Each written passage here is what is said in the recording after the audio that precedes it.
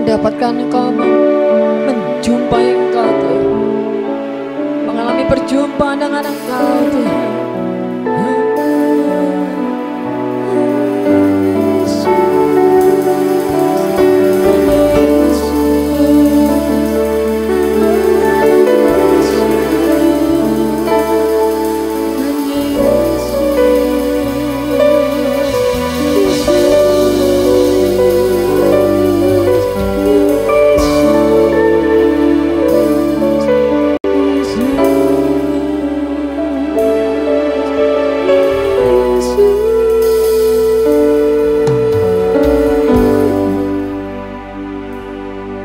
Terima kasih Engkau menjadi sahabat kami Tuhan.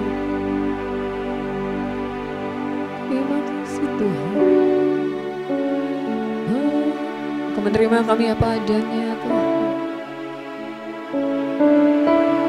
Dan Kau setia.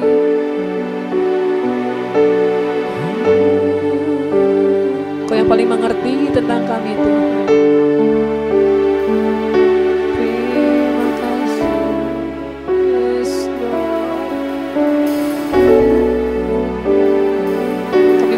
Tuhan menjamah setiap kami pagi siang hari ini. Berbicaralah Tuhan, jauh ke dalam hati kami Tuhan. Bahkan apa yang tidak pernah kami ungkapkan kepada orang lain, kami tahu Kau mengerti Tuhan isi hati kami. Kau menjamah setiap kami pagi siang hari ini. Kau memuaskan, Kau memenuhi setiap hati. Oh Tuhan bekerja, Roh-Mu bekerja di tengah-tengah kami.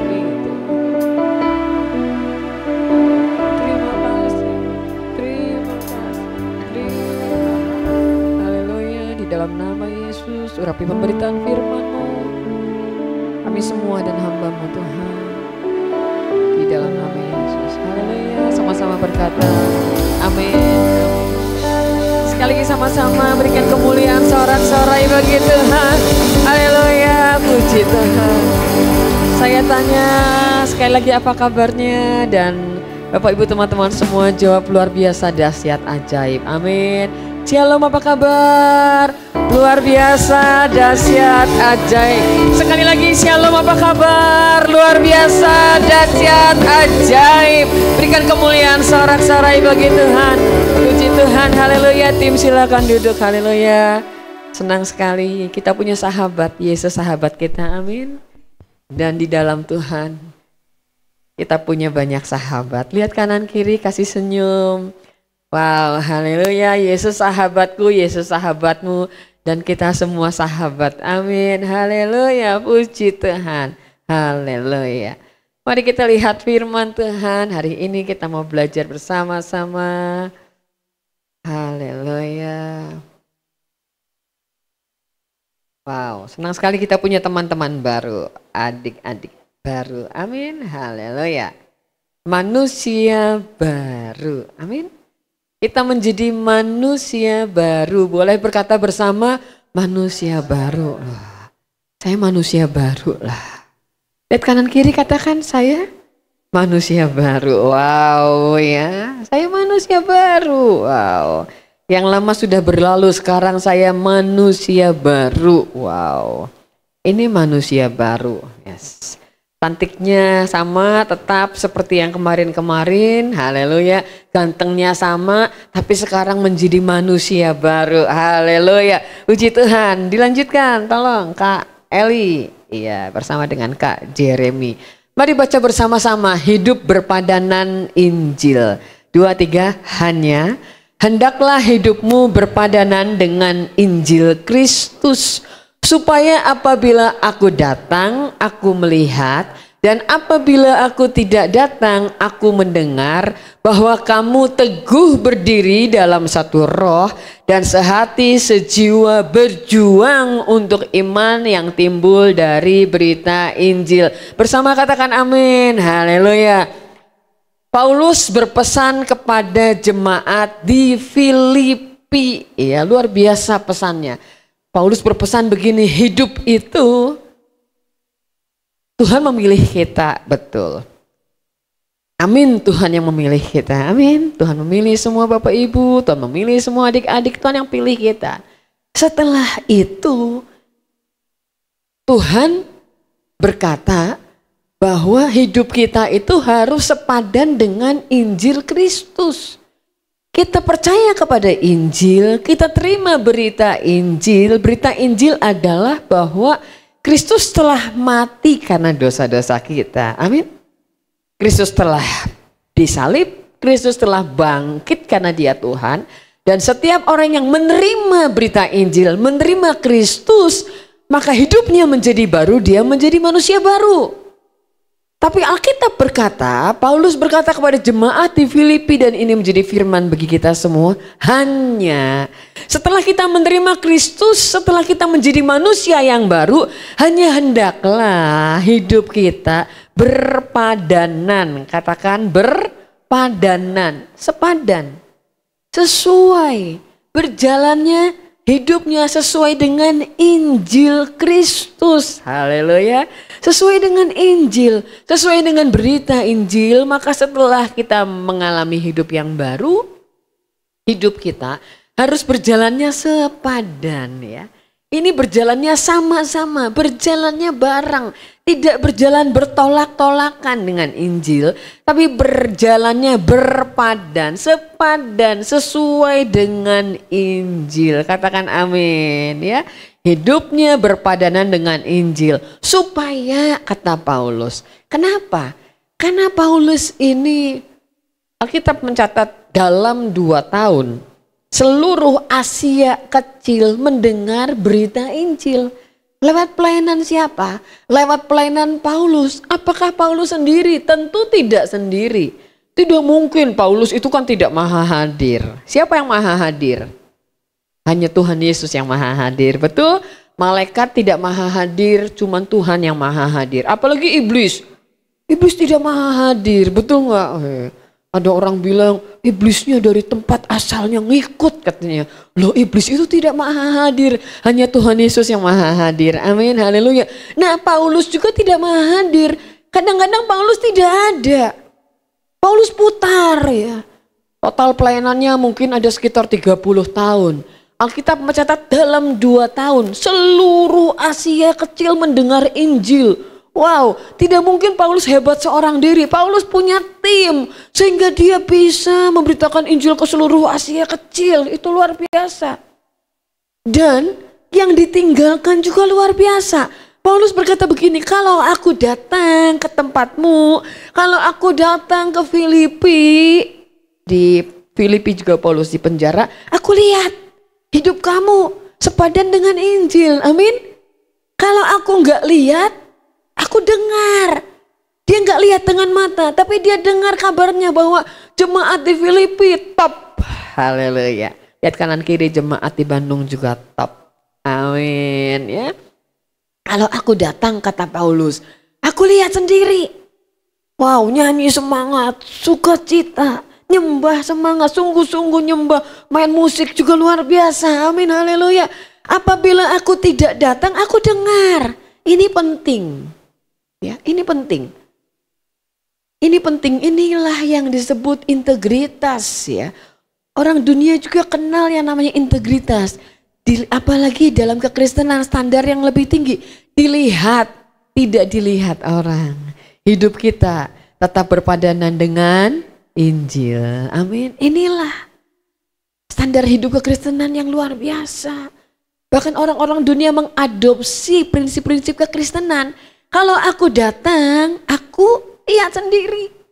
Kalau aku nggak datang, aku juga dengar. Hidup yang berpadanan dengan Injil. Penting untuk ini kita pegang menjadi prinsip. Dilihat, tidak dilihat orang.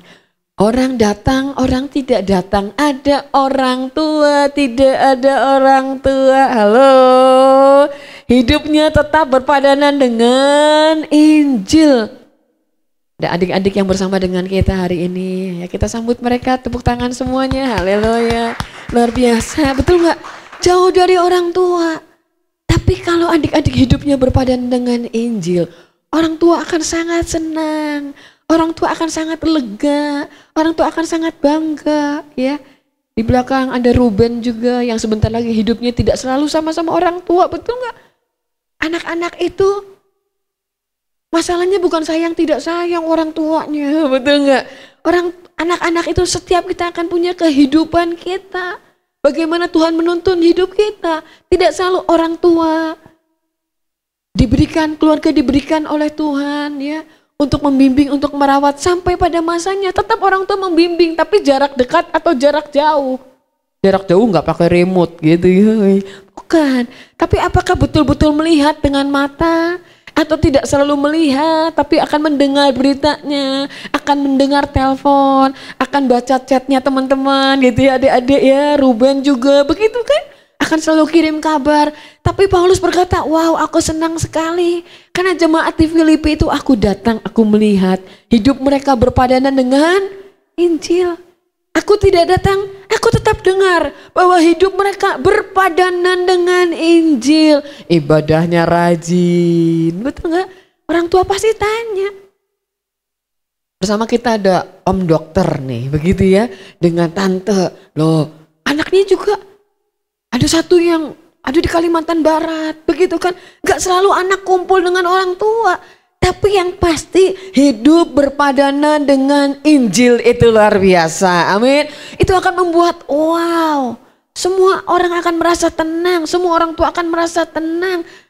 Loh anak-anak juga akan merasa tenang bu. Kalau orang tuanya hidup berpadanan dengan Injil. Betul gitu ya. Anak-anak juga akan tenang. Kalau orang tuanya hidup berpadanan dengan Injil. Sekalipun tidak selalu bersama-sama. Haleluya ya. Adik-adik juga doa. Kemarin kita ada acara di Lembang dan pokok-pokok doanya ditulis, doakan supaya papa mama saya, betul ya, papa mama saya di tempat yang jauh tetap dipelihara oleh Tuhan. Nah, itu doa kita. Anak-anak pun sama, kalau orang tuanya hidup berpadanan dengan Injil, itu sebabnya doakan orang tua doakan anak-anak, amin.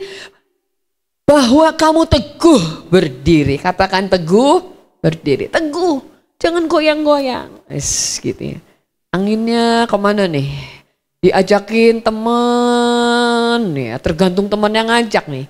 Kemana nih anginnya nih? Enggak, kita menjadi orang-orang yang teguh berdiri.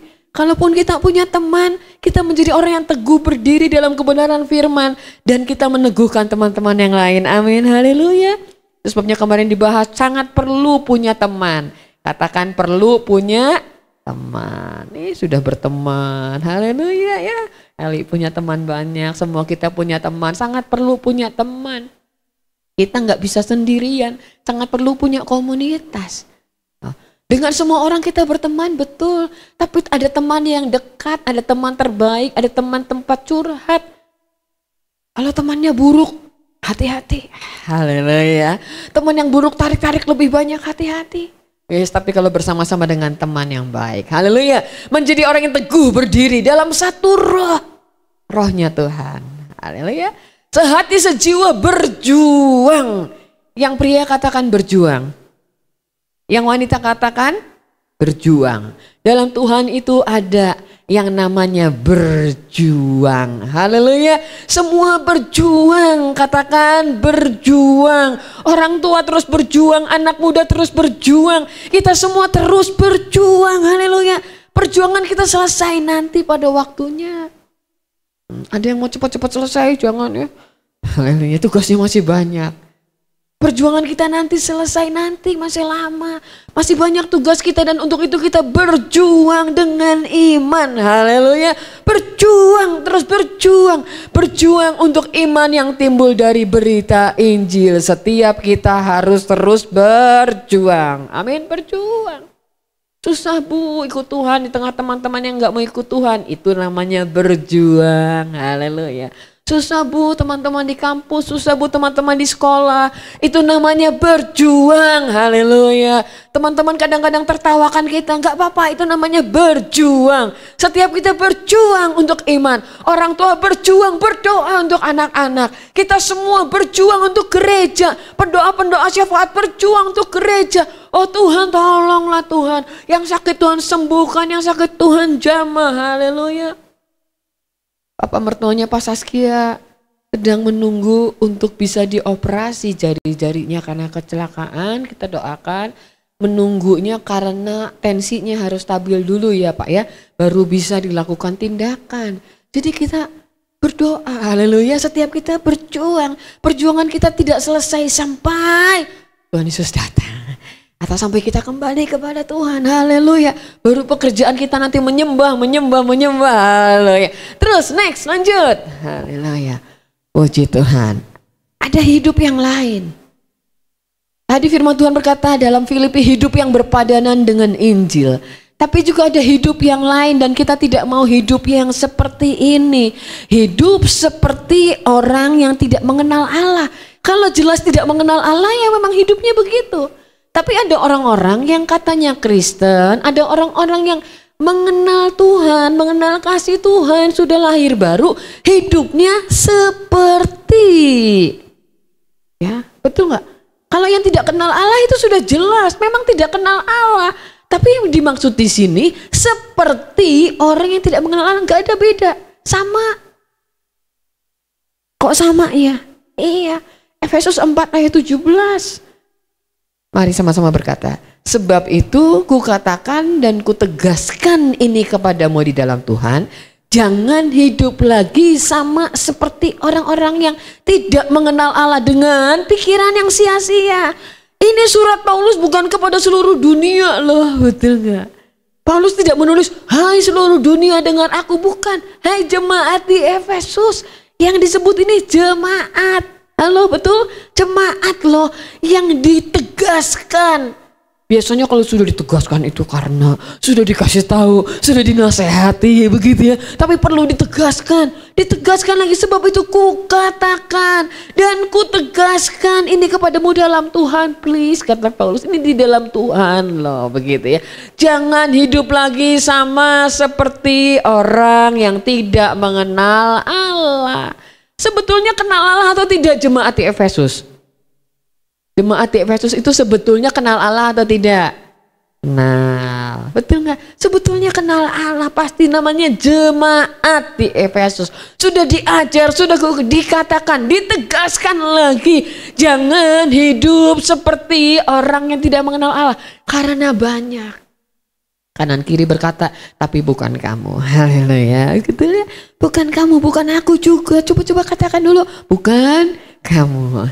Bukan aku, orang yang jauh di sana ya. Wow, kita berdoa supaya kita tidak seperti ini. Jangan hidup seperti orang yang gak kenal Allah. Pikirannya sia-sia, itu contoh pertama. Orang gak kenal Allah itu pikirannya sia-sia. Pikirin yang enggak-enggak. Pikiran yang sia-sia, hati-hati. Pikiran ini gak ada yang tahu. Paulus gak lihat. Gitu ya. Paulus gak lihat. Kalau Anda nggak berkata, apa yang ada di pikiran Anda juga orang nggak dengar. Pikiran-pikiran sendiri, betul nggak? Lo pikiran ini sulit loh. Pikiran dan hati itu kalau nggak diserahin sama Tuhan, susah. Betul nggak? Anda tahu nggak nih? Eli, tahu nggak apa yang dipikirkan oleh Ko JJ? Misalnya lo ya. Capek iya pasti, gitu ya. Nggak tahu kita apa yang dipikirkan oleh orang lain. Kalau sudah dikatakan baru oh itu tau pikirannya. Ada orang yang hidupnya pikirannya sia-sia. Memikirkan yang enggak gitu ya. Memikirkan itu termasuk mengkhawatirkan. Khawatir banget. Gimana ya? Kita harus jaga kesehatan betul. Tapi kalau tiap hari mikirin mati. Ya cepet juga gitu ya. Cepet juga. Ya mending kalau cepetnya masuk ke surga. Haleluya. Tiap hari mikirin gimana, tiap hari khawatir, tiap hari mikirin pengen kaya, itu bikin sakit juga loh. Pengen kaya gitu ya. Pikirannya boleh enggak? Hidup diberkati boleh. Tapi kalau mikirinnya pengen kaya, itu juga hati-hati. Pikiran cabul itu juga hati-hati karena orang nggak tahu. Tapi Tuhan tahu. Jangan hidup dengan pikiran yang sia-sia ya. Jangan hidup dengan pikiran yang sia-sia. Next, apa cirinya orang yang tidak kenal Allah? Satu, pikirannya sia-sia tadi. Dua, baca lagi sama-sama. 2, 3. Dan pengertiannya yang gelap, jauh dari hidup persekutuan dengan Allah. Karena kebodohan yang ada di dalam mereka dan karena kedegilan hati mereka. Pertama, pikirannya sia-sia. 2, pengertiannya gelap. Tuhan itu mau ajar kita. Percaya nggak? Percaya nggak Tuhan itu mau ajar setiap kita? Amin ya. Bahkan sebetulnya, loh, Tuhan itu bisa mengajar kita begitu rupa. Aku baru ikut Tuhan, Bu. Pasti Tuhan bisa ajar. Atau kita rindu sama Tuhan, betul? Tuhan pasti bisa ajar kita. Aku udah lama ikut Tuhan, misalnya. Udah bolak-balik baca, Bu, Kejadian sampai Wahyu, sampai atau Kejadian dan Wahyu. Udah bolak-balik, Bu, Kejadian sampai Wahyu, Wahyu sampai Kejadian, betul. Bagus itu. Tapi karena firman Tuhan itu pasti mengubah pengertian kita. Asal kita tidak lawan. Betul nggak? Asal kita tidak melawan pengertian, pasti firman Tuhan menerangi kita. Ada orang-orang yang ikut Tuhan tapi nggak pernah baca firman Tuhan. Percaya berita Injil, percaya Tuhan Yesus Juru Selamat, percaya tapi nggak pernah baca firman Tuhan. Pengertiannya gelap. Pengertiannya gelap. Karena ada banyak pengertian dari dunia yang masuk, betul nggak? Pikiran sia-sia ditanam oleh dunia. Pikiran yang gelap, pengertian yang gelap juga ditaruh oleh dunia.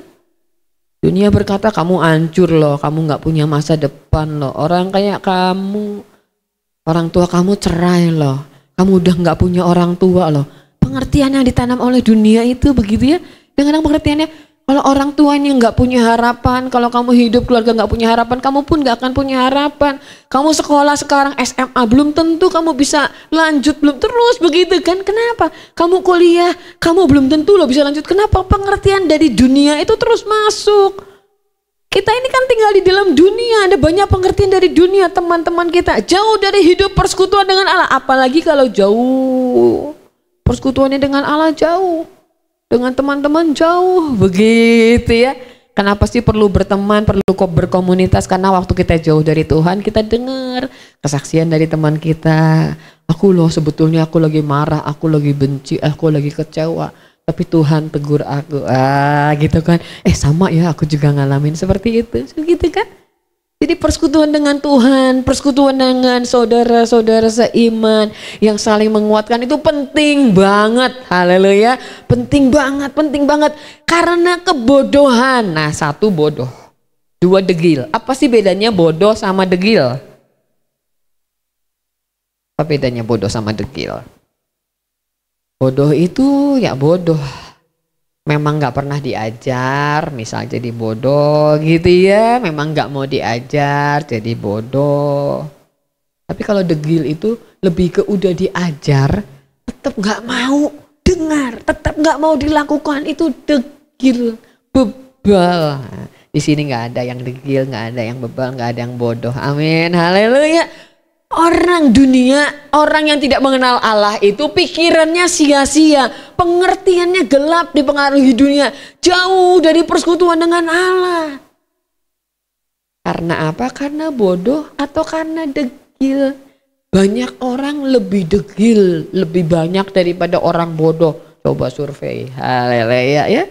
Nah, untuk jadi pinter itu gampang, lebih gampang sebetulnya untuk jadi pinter, apalagi sekarang. Kita punya gadget ya, Anda bisa tanya apa aja ke AI gitu ya. Ya nggak selalu sih semuanya benar, tapi ya setidaknya, Bu, aku sekarang punya tempat bertanya. Ya jangan 100% juga tanya AI. Itu sebabnya perlu berkomunitas satu dengan yang lain. Tetap perlu teman, jangan temennya ini aja, haleluya ya. Tapi untuk jadi pintar itu lebih gampang sekarang. Saya tanya ibu-ibu sekarang, siapa yang bisa masak? Udah bisa masak steak yang susah-susah, yang dulu nggak tahu steak itu apa ya gitu ya. Gimana cara bikin steak ya? Gimana cara bikin saus sekarang? Itu di belakang udah banyak ibu-ibu gitu ya. Bikin ini, bikin itu. Apalagi juaraannya itu yang ada di kanan saya belakang. Semua udah dibikin. Betul nggak? Di depan nanti ada kue-kue. Tapi nggak mau dijemput jam 8. Kenapa? Ovennya belum dingin ke ovennya, atau kuenya belum matang, haleluya gitulah gitu ya. Wah, sekarang semua bisa dibikin.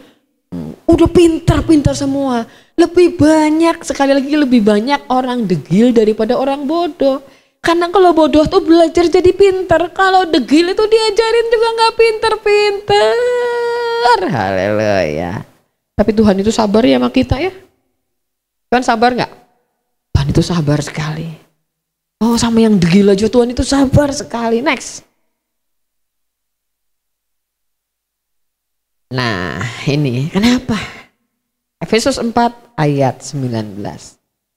Perasaan mereka telah tumpul, yang tadi itu ya, yang bodoh, yang degil, yang hidupnya seperti orang dunia, perasaannya udah tumpul. Saya tanya, siapa percaya bahwa Tuhan itu hidup dan bisa berbicara? Angkat tangan. Angkat tangan. Kenapa kadang-kadang kita nggak bisa dengar Tuhan? Itu beda lagi kan? Kita tahu Tuhan hidup, kita tahu Tuhan bisa bicara.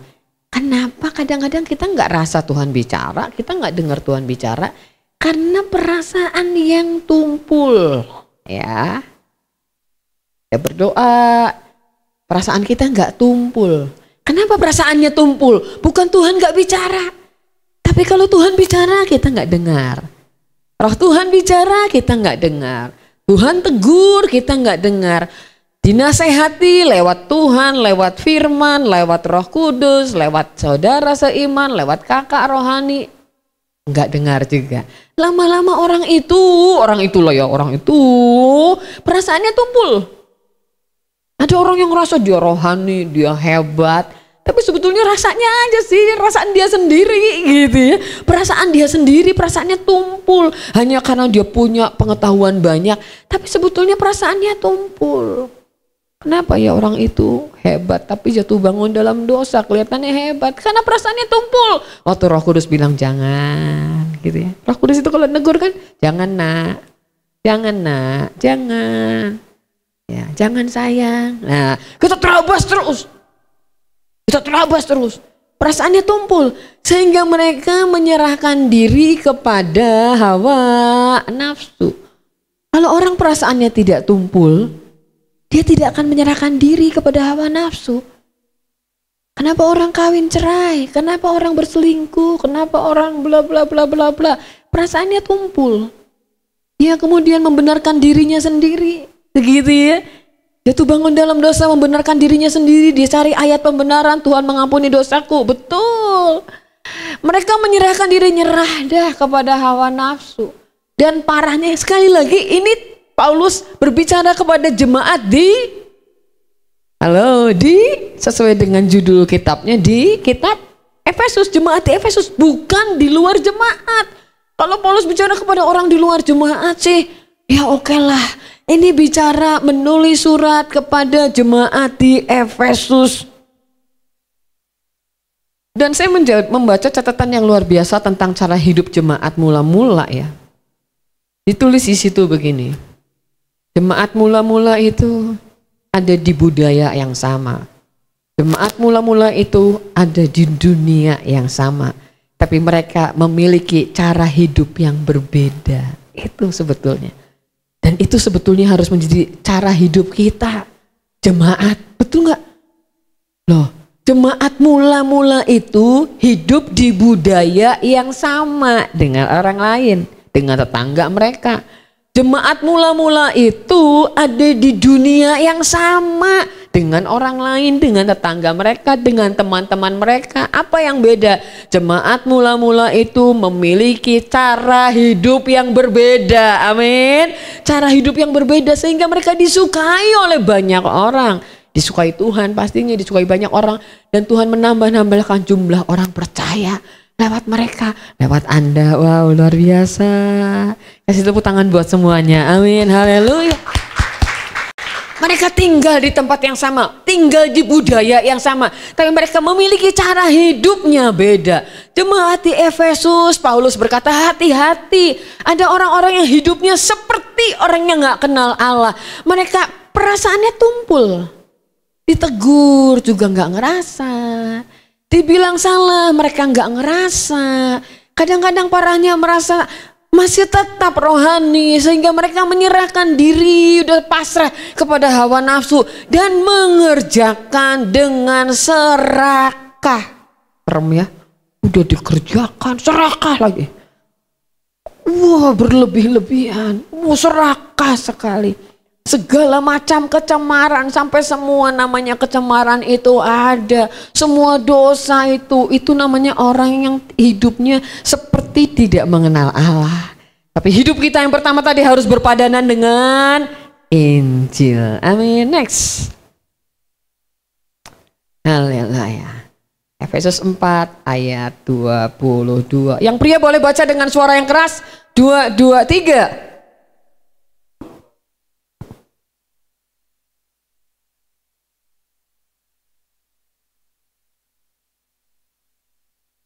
Iya. Jadi kita berhubung dengan kehidupan kamu yang dahulu. Setiap orang itu punya kehidupan yang dahulu. Halo. Siapa yang nggak punya masa lalu? Tiba-tiba ada tadi itu gitu ya, di depan pintu nggak punya masa lalu. Ada yang nggak punya masa lalu? Lihat kanan kiri, turun dari mana gitu ya, nggak punya masa lalu. Setiap orang punya masa lalu. Dan masa lalu biarlah itu dikuburkan bersama dengan kematian Kristus. Itu kan sebetulnya arti baptisan kan begitu ya.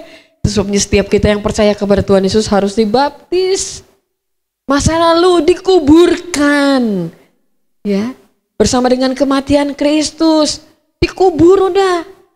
Masa lalu ya sudah, setiap orang punya masa lalu, setiap orang punya hal-hal yang pahit yang lalu mungkin, setiap orang punya kesulitan, setiap orang punya keburukan, setiap orang punya kegagalan di masa lalu. Oke, yang lalu sudah, yang lalu itu kehidupan yang lalu, amin. Itu kehidupan yang lalu, oke sudah.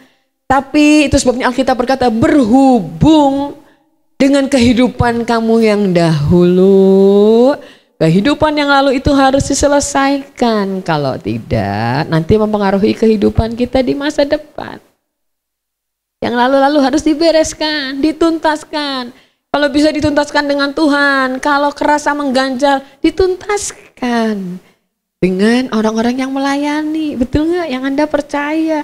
Karena itu sehubungan, berhubung kamu punya masa lalu, hati-hati dengan masa depan, amin.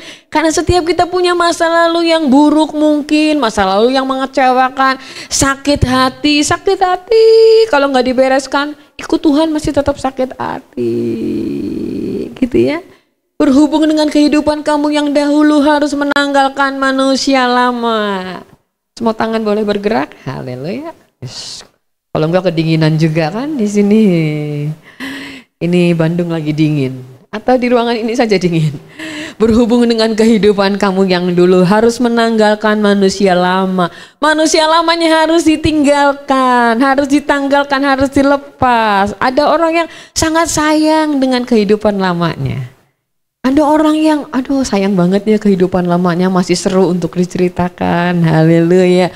Untuk kesaksian gak apa-apa bagaimana Tuhan mengubah, tapi jangan untuk disayang, hidup lamanya jangan disayang-sayang. Saya melayani satu orang, ini mungkin saya pernah cerita, tapi ini contohnya real. Rambutnya panjang, waktu dilayani itu, wah begitu ya.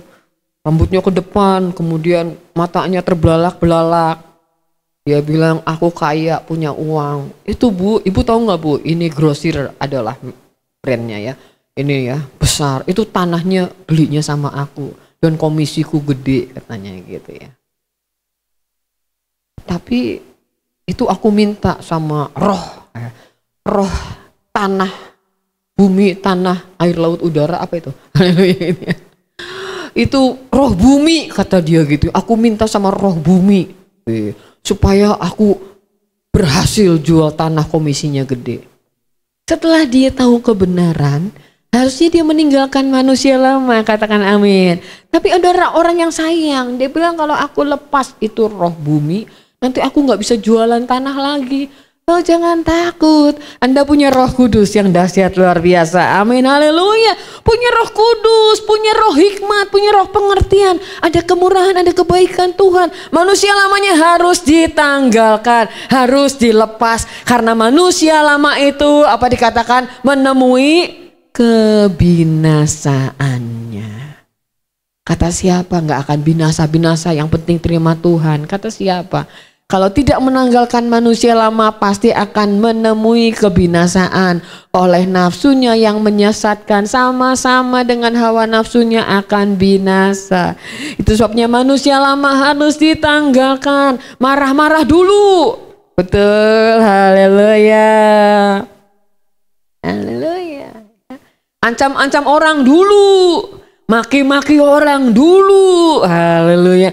Tipu-tipu orang dulu, sudah berlalu, ditanggalkan. Amin, ditanggalkan.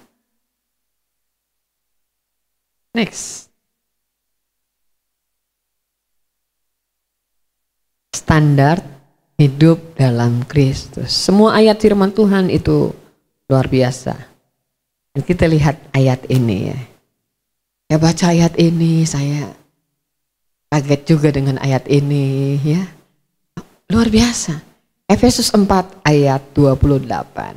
Ya, sama-sama baca. 2, 2, 3. Orang yang mencuri, janganlah ia mencuri lagi, tetapi baiklah ia bekerja keras dan melakukan pekerjaan yang baik dengan tangannya sendiri, supaya ia dapat membagikan sesuatu kepada orang yang berkekurangan. Ini prinsip perubahan hidup secara total, katakan amin. Total, betul nggak? Ikut Tuhan itu ternyata standarnya harus berubah secara total. Kita berpikirnya Injilnya cicilan, kredit, gitu ya. Buang rokok sedikit demi sedikit. Bungkus besar disimpan dulu. Bungkus kecil dikasih orang, haleluya. Nanti bungkus besar separoh kasih orang, separoh disimpan dulu. Siapa tahu masih pengen ngerokok. Nanti disisakanlah satu kotak kecil yang lain kasih orang. Siapa tahu masih pengen, begitu ya. Yang lain juga dosa-dosanya dicicil-cicil. Yang kelihatan dulu sama orang dibuang. Yang nggak kelihatan sama orang tunggu dulu, ditahan dulu. Tapi ternyata Alkitab itu punya standar yang luar biasa, katakan amin. Betul nggak? Standarnya luar biasa. Dan standarnya ini mengagetkan kita. Kita baca pelan-pelan ya, pelan-pelan. Ini bicara tentang ini, tapi ini bicara tentang banyak hal sebetulnya. Bukan hanya tentang pencuri. Karena kalau tentang pencuri tak ada bu. Tak ada di antara kita yang mencuri. Betul nggak? Tak ada, aman semuanya, aman. Kemarin Kak Abi nih, Kak Gabriel, hilang tas. Betul nggak? Loh, duduknya di atas, mainnya apa? Main musik, tasnya berkeliaran di mana itu, jalan sendiri mungkin. Cari tasnya ketemu, tenang, ketemu. Kan saya mau katakan aman, haleluya, aman. Tasnya mungkin jalan-jalan sendiri. Loh, tasnya di ujung. Saya nemu tas, feeling kenapa ya? Saya pikir ini jauh juga gitu ya, tasnya terbangnya jauh juga. Saya tanya mereknya apa gitu kan. Ini nih kayaknya nggak ada, aman. Betul nggak? Oh kemarin orang banyak begitu juga aman. Kalau itu isinya, gitu ya, apa aja nggak tahu deh gitu ya.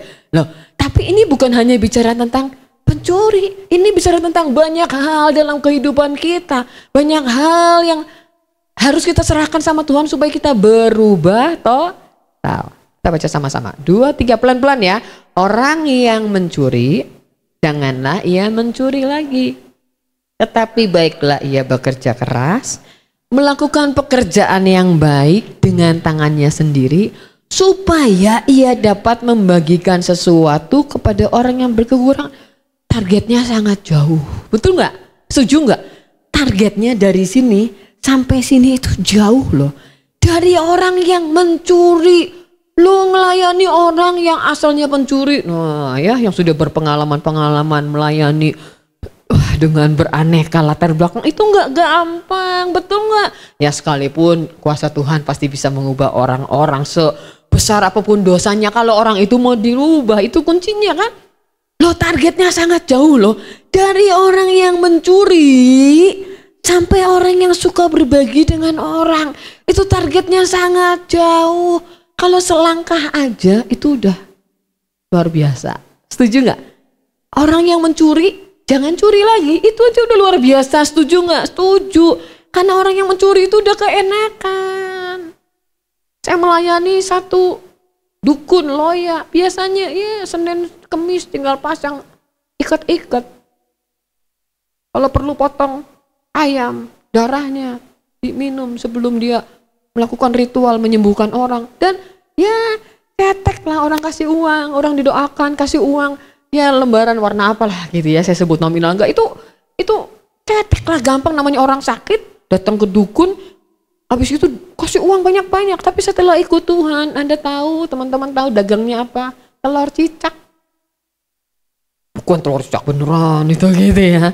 Yang kalau jadul-jadul itu tuh yang kacang kedelai diwarnain merah, kuning, hijau, biru, putih ya, gitu ya. Di depan rumah. Dagangnya telur cicak, untungnya berapa coba? Dulunya pasien dagang renceng-renceng gitu ya, renceng. Untungnya berapa? Tapi Alkitab itu luar biasa.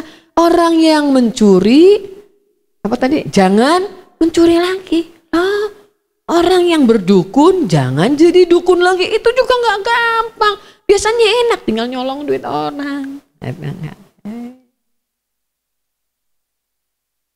Gampang, betul nggak? Tinggal ngambil, tinggal di bis yang desak-desakan gitu ya, tinggal ini loh. Tapi Alkitab berkata orang yang mencuri jangan mencuri lagi. Ini bicara bukan cuma mencuri, tapi semua dosa. Kata Tuhan jangan lagi. Tuhan mengampuni seluruh dosa, tapi ada hukum pertobatan, jangan melakukan lagi. Amin. Semua dosa diampuni, betul. Dosa apapun juga diampuni, tapi setelah kita tahu kebenaran, jangan melakukannya lagi. Itu sudah hukum. Yang pertama, orang mencuri jangan mencuri lagi. Dan orang yang mencuri harus bekerja keras. Berarti berlawanan dengan kebiasaannya selama ini. Biasanya tidur lama, sekali sejam aja nyolong, dapat banyak gitu ya. Sekarang tidurnya dikit, harus kerja keras, 8 jam, 10 jam kerja, dapatnya dikit. Pilih mana? Pilih mana? Pilihan ketiga, Bu, kerja dikit dapat banyak. Haleluya, anak Tuhan itu kadang-kadang ya pilihannya itu selalu mau pilihan ketiga. Loh, pilihannya ini, orang mencuri jangan mencuri lagi. Itu step kedua. Step ketiga, harus bekerja keras. Berarti berlawanan dengan yang selama ini dilakukan. Lawan, berjuang, lawan. Orang yang selama ini menuruti hawa nafsu, jangan turuti hawa nafsunya, tapi berubah total 180 derajat. Itu artinya kita masuk dalam step yang ketiga. Amin, haleluya. Ada perubahan yang luar biasa. Yang mencuri, jangan mencuri lagi. Tidak stop sampai di situ. Harus bekerja keras, totally berubah. Mohon maaf, orang yang selingkuh, jangan selingkuh lagi. Jangan menyentuh hal-hal yang membuat godaan selingkuh. Gitu kan maksudnya kan? Jadi betul-betul harus totally berubah. Orang yang suka nonton film porno atau membaca majalah porno, jangan membaca majalah porno lagi. Yang ketiga, jangan menyentuh hal-hal yang bersinggungan dengan itu. Sekalipun ini bukan, Bu, tapi udahlah, jangan deket-deket. Sehubungan dengan yang tadi itu. Jadi ada perubahan total. Amin, haleluya. Orang yang tergoda dengan uang, jangan tergoda dengan uang lagi. Yang ketiga, jangan menyentuh-nyentuh itu. Misal begitu ya. Hati-hati. Kenapa? Karena kelemahannya di situ. Berubah total. Oke, 3 ya. Oh tadi, melakukan pekerjaan baik dengan apa? Tangan orang? Dengan tangan orang? Dengan tangannya sendiri. Jangan menyalahkan orang lain. Iya, karena dia begini, karena dia bawa saya, karena dia ajak saya. Jangan. Kita harus punya prinsip dengan tangan sendiri, bekerja keras. Masih diajakin nyolong, masih diajakin begini, bekerja keras dengan tangan sendiri. Itu step 1, jangan curi. Step 1, orang mencuri. 2, jangan curi lagi. Tidak, bekerja keras dengan tangannya sendiri. Oh, bekerja keras. Yang keempat, melakukan pekerjaan yang baik. Teman-teman, Bapak Ibu percaya ada pekerjaan baik, ada pekerjaan tidak baik? Lah orang-orang yang tanya, boleh nggak kerja di titik-titik-titik? Nah, Nah gitu ya. Ini pertanyaan agak sulit. Ya. Boleh nggak bekerja di luar negeri? Nih. Ya tadi Kak Benaya yang di sini pernah tuh ada yang konsultasi begitu. Bekerja di luar negeri. Tapi bekerjanya, nah di mana gitu kan, sebagai apa? Misal begitu. Kalau teman-teman percaya, kita percaya ada pekerjaan baik, minta sama Tuhan pekerjaan baik. Ya udahlah, boleh nggak bekerja sebagai debt collector? PR ya nanti ya, kita semua ya, nah, bahas di FA nanti. Boleh nggak bekerja sebagai debt collector? Nah misal gitu ya. Kalau boleh kenapa? Kalau tidak boleh kenapa? Misal gitu kan. Ada banyak jenis pekerjaan, itu ada banyak. Yang menghasilkan uang juga ada banyak. Yang menghasilkan uang dengan cepat juga ada banyak. Boleh nggak jadi kurir narkoba? Boleh Bu kalau nggak ketahuan, gitu ya. Nah, itu uangnya langsung banyak Bu. Nanti aku beliin konsumsi deh buat acara. Acara pelajar misal kayak gitu loh ya. Buat nanti gitu kalau acara lagi loh. Kurir narkoba itu barangnya kecil. Kok Ibu ngajarin? Kata. Kan lihat baca kecil. Diumpetin sedikit aja dapat banyak. Di sol sepatu lah, sepatu itu kan bawahnya ada outsole, ada insolnya tuh di dalam tuh bisa dilepas, disipin di situ katanya, bisa dimasukkan di stroller ya. Ya udah lama nggak punya bayi ya, belum punya cucu, jadi gitu stroller ya namanya ya. Nah, ya bisa dimasukkan di situ gitu ya. Oh katanya gitu. Wah itu banyak caranya. Tapi Alkitab berkata pekerjaan yang baik. Berarti nggak semua pekerjaan baik. Ada pekerjaan yang tidak baik, tapi luar biasa. Bu kerja aja udah syukur Bu. Yang curi, jangan curi lagi. Bekerja keras. Dapat pekerjaan aja udah syukur. Harus pekerjaan yang baik dengan tangan sendiri. Dan yang kelima, supaya cita-citanya dapat membagi sesuatu dengan orang yang berkekurangan. Luar biasa nggak? Luar biasa. Luar biasa. Orang boleh ada dalam kekurangan. Tapi kalau orang punya cita-cita, aku mau diberkati Tuhan, aku mau bekerja keras diberkati Tuhan, supaya aku bukan hanya mencukupi kebutuhanku dan keluargaku, supaya aku bisa membagi dengan orang berkekurangan. Luar biasa. Betul nggak? Luar biasa. Itu prinsip berubah secara total. Amin. Ini prinsip berubah secara total. Aku bukan hanya berubah sedikit-sedikit, berubah secara total. Sekali lagi, orang yang mencuri jangan mencuri lagi, bekerja keras, melakukan pekerjaan yang baik dengan tangannya supaya bisa membagi sesuatu dengan orang yang berkekurangan. Luar biasa. Siapa yang mau menggenapi firman Tuhan, berubah secara total? Amin. Haleluya. Mari bangkit berdiri. Kuasamu sempurna memulihkan seluruh hidupku. Mari naikkan pujian. Telah lunas di kayu salib. Amin. Oh haleluya.